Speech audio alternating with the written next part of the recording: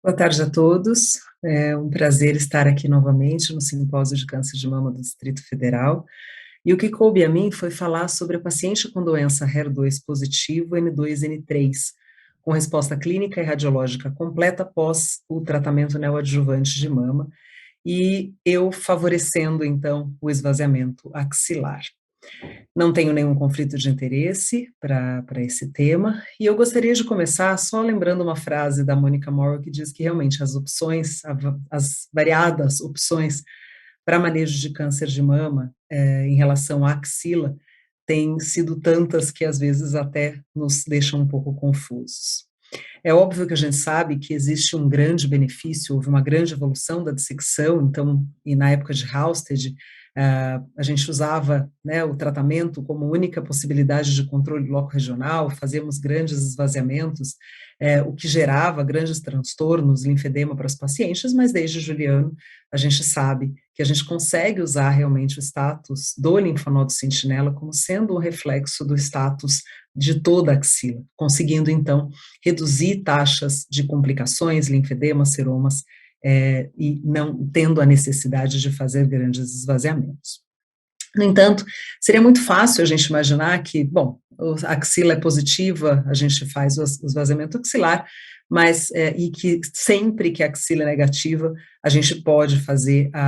só a pesquisa do linfonodo sentinela. A grande questão é que a gente tem inúmeras variações, subtipos tumorais, momentos da jornada do paciente, ou seja, pré ou pós-quimio neoadjuvante, e é isso que eu quero entrar. Os estudos de neoadjuvância mostram, sim, que é possível a pesquisa do linfonodo sentinela e que mesmo com uma falsa taxa de falso negativo, chegando até 30%, a persistência, né, ou a possibilidade da recorrência axilar, ela é baixa. Ou seja, seria possível, então, que a gente fizesse isso para 100% das nossas pacientes? A grande questão é que quando a gente fala da paciente, principalmente da HER2, que é o tema aqui em discussão, e triplo negativo, será que é só isso que importa? Será que a gente só está falando da recorrência axilar quando a gente pensa no tratamento dessa axila? E é isso que eu vou abordar.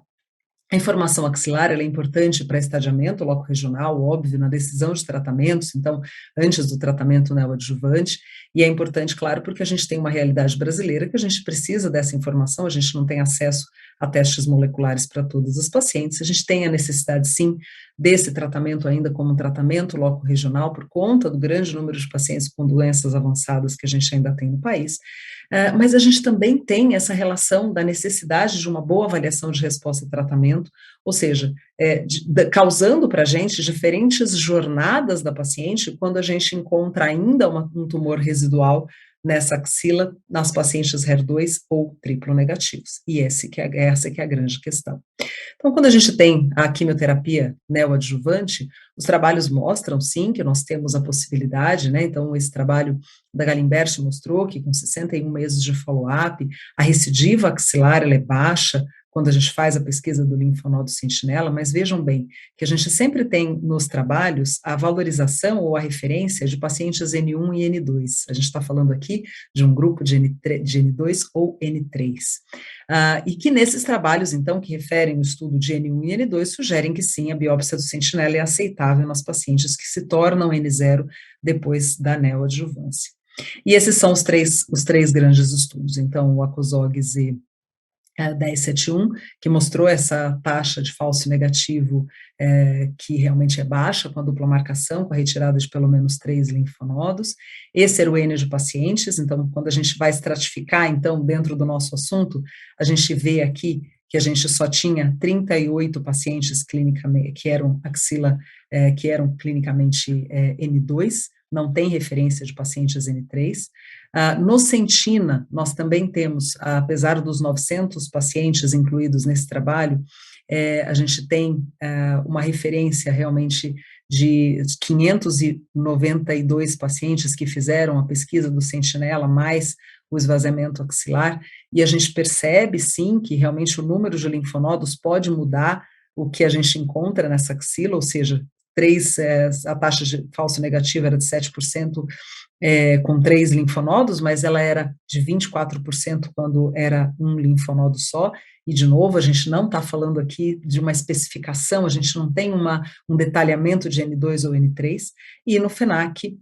a gente também mostra aqui que realmente, quanto mais o número de linfonodos você retira, melhores vão ser essas avaliações da axila. Esse, então, acaba sendo um racional, né, do número de linfonodos, ou seja, quanto maior o número de linfonodos, mais verdadeira é a taxa realmente a identificação dessa axila, e a gente tem mais falso negativo quando a gente retira somente um linfonodo, ou seja, quando a gente está falando de uma paciente de N2 ou N3, será que realmente fazer só o sentinela é suficiente? E aí, estratificando um pouquinho mais, especificamente o nosso assunto, ou seja, as pacientes HER2. No Z1071, a gente tinha de 663 pacientes que eram clinicamente N1, a gente só tinha 38 pacientes que eram clinicamente N2 e 12 HER2 positivo. Ou seja, a gente tem um número muito pequeno dessa amostra que que está sendo questionado aqui, se a gente poderia, mesmo depois de uma axila clinicamente ou radiologicamente completa, que a gente pudesse só fazer esse tratamento minimizado, né? E aqui, de novo, a conclusão é que para o grupo, para clinicamente N1, com pelo menos 2 linfonodos, a taxa de falso negativo para QT foi menor do que 10%, mas a gente está falando de N2, N3 e de um número muito pequeno de HER2 positivos nesse estudo de pacientes. No Sentina, a mesma coisa, quando a gente vai para o braço C ou D, que são as pacientes pós-tratamento, a gente também tem um número muito pequeno de pacientes HER2 positiva, não separou a clinicamente N1 e N2 e não cita N3, e a gente tem 173 pacientes HER2 no braço C e só 26 no braço D. E no FENAC, nós temos também um subgrupo de pacientes N2, que é bastante pequeno, só 6% da amostra não tem referência de N3, e as pacientes HER2 positivas também não é um grupo muito grande. Por esse motivo, então, a minha resposta, sim, nós favorecemos o esvaziamento para as pacientes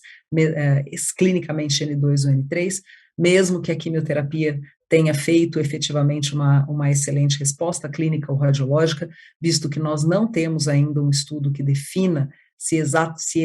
esse falso negativo ele é tão adequado ou tão baixo assim nesse subgrupo de pacientes. Esses também são outros pacientes onde nós ainda fazemos o esvaziamento depois da quimio, eu não estou falando só de HER2, mas ou seja, naquelas pacientes que têm clinicamente positivo ou radiologicamente positivo depois da quimio, na ausência de migração do sentinela, quando a gente não encontra o linfonodo previamente clipado, quando nós clipamos, qualquer linfonodo que seja positivo na análise intraoperatória, nós procedemos ao esvaziamento. Quando nós quando nós não conseguimos, então, e que não tem o clipe, que nós não conseguimos mais do que 3 linfonodos, ou na contraindicação da radioterapia. E esse aqui é o estudo, esse estudo é o que define que nesse grupo específico, que N2 e N3, a gente favorece o esvaziamento. Porque toda paciente que tiver algum tipo de doença residual, ela pode sim ter um benefício com o uso do TDM1, ou seja, qualquer doença invasiva residual, no estudo Catherine mostrou uma redução de risco de mortalidade nessas pacientes, quando utilizando, então, o TDM1 para essa paciente depois da quimioterapia neoadjuvante. Lembrando que nos critérios para esvaziamento do NCCN, quando o paciente não faz neoadjuvância, ela já vai para esvaziamento se a axila é positiva. Se ela faz a quimioterapia, você tem sim a possibilidade de tentar o sentinela, no entanto, também não existe nos critérios do NCCN essa subdivisão de pacientes N2 ou N3 ou por subtipo, que a gente pudesse ficar bastante tranquilo em relação à possibilidade de só proceder à pesquisa do linfonodo sentinela. Por esse motivo, sim, favoreço o esvaziamento axilar na paciente HER2 positiva, N2 ou N3. Então, gostaria de agradecer a doutora Marina Canal, que me ajudou na produção dessa aula, e vou estar disponível para discussão. Obrigada.